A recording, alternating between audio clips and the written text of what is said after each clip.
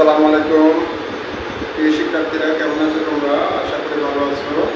আমি সরওয়ারউদ্দিন আরবি, ম্যানসান কলেজের প্রভাষক। আমি তোমাদেরকে আজ ম্যানসানের অনলাইন ক্লাসে স্বাগত জানাচ্ছি। তোমরা নিশ্চয়ই জানো, আমাদের বৈশ্বিক তাপমাত্রার কারণে আমাদের স্কুলটা সরকারিভাবে কিছুদিন বন্ধ রাখা হয়েছে। পরবর্তীতে আবার নির্দেশ দেওয়ার পরে ক্লাস শুরু হবে। তো এই পর্যায়ে তোমাদের লেখাপড়া যেন ক্ষতি না হয়, এই জন্য আমাদের অনলাইন ক্লাস চালু হয়েছে। তোমাদের যেন ক্ষতি না হয়, এই জন্য প্রতিষ্ঠান এটাই আয়োজন করেছে। তো আমাদের নিয়মিত অনলাইন ক্লাসগুলোতে তোমরা যুক্ত থাকবে। আচ্ছা, আজ আমরা ক্লাস 7-এর সপ্তম শ্রেণীর আর্ট অ্যান্ড কালচার অর্থাৎ শিল্প ও সংস্কৃতি বিষয়ে একটা গুরুত্বপূর্ণ বিষয় নিয়ে আলোচনা করব, এবং এটা আমাদের বর্তমান মাসের সাথে জড়িত রয়েছে। তোমরা তো নিশ্চয় জানো, এখন ক্লাসটা হচ্ছে কি বৈশাখ মাস, তাই না? বৈশাখ মাসটা হচ্ছে যে আমাদের অনেক বৈচিত্র্যে ভরা। হ্যাঁ, বৈচিত্র্যে ভরা। তাহলে কি বৈশাখের সাথে কি কি সম্পর্ক রয়েছে, কিভাবে সম্পর্ক রয়েছে, এগুলো তোমরা পাঠ করলে বুঝতে পারবে। তারপরে আমি এই বিষয়টা একটা চিত্রের মাধ্যমে, একটা ছকের মাধ্যমে তোমাদের দেখানোর চেষ্টা করেছি। তাহলে বৈশাখ মাসের সাথে যেসব বিষয় জড়িয়ে রয়েছে সেই বিষয়গুলো আমি একটা বৃত্তের মাধ্যমে দেখিয়েছি। প্রথমত হচ্ছে যে বৈশাখ মাসটা হচ্ছে যে কি বাংলা বছরের প্রথম মাস। তোমরা নিশ্চয়ই জানো, বাংলাতে 12টা মাস রয়েছে: বৈশাখ, জ্যৈষ্ঠ, আষাঢ়, শ্রাবণ, ভাদ্র, আশ্বিন, কার্তিক, অগ্রহায়ণ, পৌষ, মাঘ, ফাল্গুন এবং চৈত্র। তাহলে আমাদের বৈশাখ মাসটা বাংলা বছরটা শুরু হয় কি দিয়ে? বাংলা বছর শুরু হয় বৈশাখ দিয়ে। তাহলে এই বাংলা বছরের প্রথম মাস হচ্ছে যে বৈশাখ। তাহলে এই বৈশাখের সাথে আমাদের অনেকগুলো বিষয় জড়িয়ে রয়েছে। প্রথমত হচ্ছে যে বৈশাখে আলপনা অঙ্কন করা হয়। হ্যাঁ, বিভিন্ন ঘরে ঘরে বা বিভিন্ন প্রতিষ্ঠানে অথবা দোকানের সামনে আলপনা তৈরি করা হয়। হ্যাঁ, প্রাচীনকালে সাধারণত চালের গুঁড়ার সাথে তোমার পানি মিশিয়ে তারপর এই আলপনাগুলো তৈরি করা হতো। এখনও বিভিন্ন কৃত্রিম বা প্রাকৃতিক রং দিয়ে আলপনাগুলো তৈরি করা হয়। তাহলে আলপনা এটা বৈশাখের সাথে খুবই সম্পৃক্ত একটা বিষয়। তারপরে হচ্ছে যে বৈশাখে বিভিন্ন মেলা হয় বা সেখানে বিভিন্ন জায়গায় পুতুল নাচ হয়। পুতুলের নাচের মাধ্যমে তোমার কি সংস্কৃতি, আমাদের সংস্কৃতিটাকে তুলে ধরা হয়। তারপর মেলার আরেকটা গুরুত্বপূর্ণ বিষয় হচ্ছে যে নাগরদোলা। তোমরা নিশ্চয়ই নাগরদোলায় অনেকে হয়তো চলে থাকবে। এটা খুব মজার একটা ব্যাপার। আর যদি কেউ না চলে থাকো, এখন বর্তমানে মেলা চলতেছে, তোমরা জানো, আমাদের লালদিঘির মাঠে, সেখানে হয়তো তোমরা গেলে দেখতে পাবে নাগরদোলা। এটা একটা আনন্দের বিষয়, ঠিক আছে? হয়তো একটু ভয়ও পায় অনেকে। তাহলে এই বিষয়গুলো আমাদের বৈশাখের সাথে জড়িত। আচ্ছা, এবার আসি আমাদের বৈশাখ মাসে সারা দেশে যেসব উৎসবগুলো উদযাপিত। হ্যাঁ, প্রথমত বর্ষবরণ উৎসব হয়।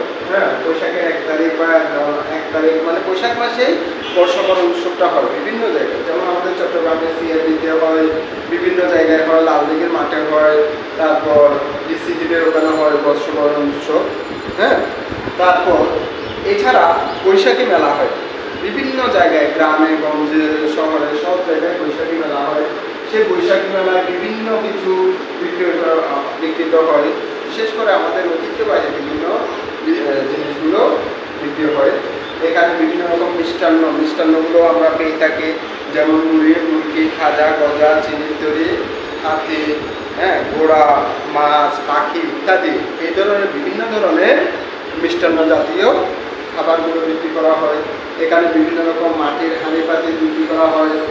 তারপর আমাদের গৃহের প্রয়োজনীয় যে জিনিসগুলো আছে, বাঁশ, বেত ইত্যাদির তৈরি জিনিসগুলো এখানে বিক্রয় করা হয়, এবং এগুলো আমরা বিভিন্ন তোমার শোকেসে সাজিয়ে রাখি, এমনকি আমাদের অনেককে গিফটও করতে পারি, ঠিক আছে? তাহলে এটা হচ্ছে যে বৈশাখী মেলা। বৈশাখী মেলা এটার জন্য গুরুত্বপূর্ণ। আর বৈশাখী মেলাতে আমাদের একদিকে হচ্ছে যে সবার সাথে দেখা হয়, সবার একটা মিলন মেলা হয়, অন্যদিকে আমাদের ঘরের গৃহস্থলের প্রয়োজনীয় জিনিসপত্রগুলো আমরা বৈশাখী মেলা থেকে কিনতে পারি।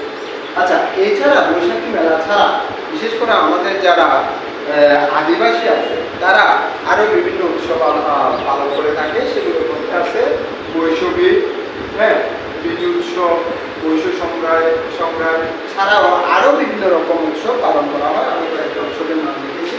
তাহলে বৈশাখ মাস বা বৈশাখের একটু আগে পরে এটার সাথে সম্পৃক্ত। আচ্ছা, এবার আসি বৈশাখের বর্ষবরণের সাথে আমাদের কবিগুরু রবীন্দ্রনাথ ঠাকুরের রচিত একটা গান রয়েছে। এটাকে আমরা বর্ষবরণের গান বা বৈশাখী গান বলতে পারি। সেটা হচ্ছে কি, এসো হে বৈশাখ এসো এসো। এটা তোমাদের বইতে পুরোপুরি আছে, ঠিক আছে? এটা এবং এটা আমাদের খুবই জনপ্রিয় একটা গান। তাহলে এই গানটা রচনা করেছেন কে? এটা হচ্ছে যে বিশ্বকবি রবীন্দ্রনাথ ঠাকুর। তোমরা নিশ্চয়ই জানো বিশ্বকবি রবীন্দ্রনাথ ঠাকুর আমাদের বাংলার এমন কোনো বিষয় নাই, এমন কোনো শাখা নাই সাহিত্যের যেখানে বিশ্বকবি রবীন্দ্রনাথ ঠাকুরের পদচারণা নাই, ঠিক আছে? তিনি আমাদের বাংলা সাহিত্যকে পরিপূর্ণ করার জন্য, বাংলা সাহিত্যকে সমৃদ্ধ করার জন্য তার অবদান অপরিসীম এবং তার অবদান অনস্বীকার্য, ঠিক আছে? তো এখন আসি আমরা সেই বিশ্বকবি রবীন্দ্রনাথ ঠাকুর সম্পর্কে সংক্ষেপে আলোচনা। তোমরা নিশ্চয়ই জানো বিশ্বকবি রবীন্দ্রনাথ ঠাকুর কলকাতার জোড়াসাঁকোর ঠাকুর পরিবারে জন্মগ্রহণ করেছেন।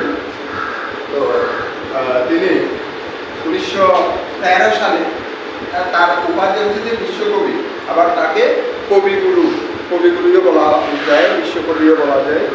আচ্ছা, তিনি 1913 সালে সাহিত্যে নোবেল পুরস্কার প্রাপ্ত। আমাদের এশীয়দের মধ্যে সর্বপ্রথম নোবেল পুরস্কার পেয়েছিলেন কে? রবীন্দ্রনাথ ঠাকুর। এবং তিনি কিসের জন্য নোবেল পুরস্কার পেয়েছেন? সাহিত্যে নোবেল পুরস্কার পেয়েছেন। আর কোন সাহিত্যের জন্য? তিনি গীতাঞ্জলি কাব্যগ্রন্থের জন্য তিনি নোবেল পুরস্কার পেয়েছিলেন। কত সালে? সেটা হচ্ছে 1913 সালে।